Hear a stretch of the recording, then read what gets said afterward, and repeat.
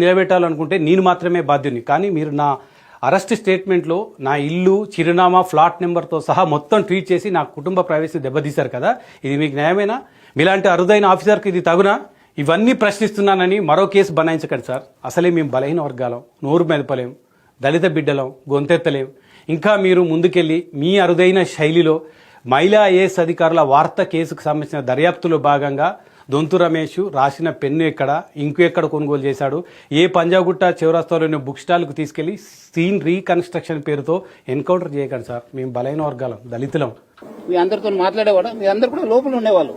So అది అర్థం చేసుకోవాలి. చట్టం తను పని చేస్తుంది. డెఫినెట్లీ చట్ట భాగంగా ఏమైనా మనం డెఫినెట్లీ పోతాను, మనము అక్కడ సర్చ్ చేస్తాను, కావాల్సిన వాళ్ళు అరెస్ట్ చేస్తాను.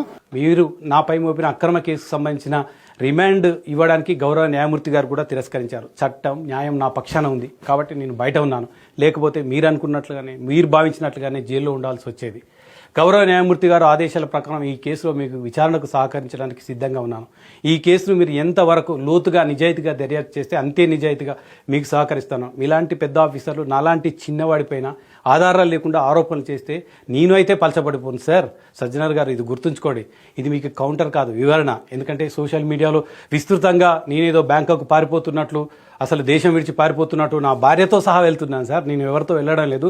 బ్యాంకాక్లో కూడా టూరిస్ట్ ప్లేస్లు ఉంటాయి. భార్యతో వెళ్తే కూడా బ్యాంకాక్ పోవడం తప్పు. అక్కడ మొత్తం బ్యాంకాక్లోనే స్థిరపడేంత ఆర్థిక స్తోమత కూడా నాకు లేదు అన్ని రోజులు ఉండడానికి.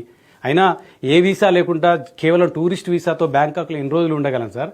అయినా నేనేమైనా ఏ కేసు, మీరు పెట్టిన కేసుకు సంబంధించి ఏమైనా వేల కోట్ల రూపాయల స్కామ్ చేశానా, లేకపోతే హత్య చేశానా, ఇంకేదైనా చేశానా? ఎందుకు బ్యాంకాక్ పారిపోతున్నానని చెప్తారు?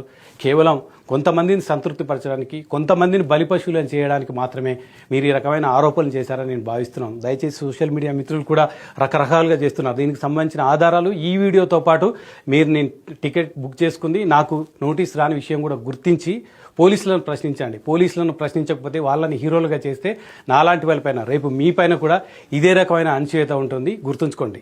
Thank you.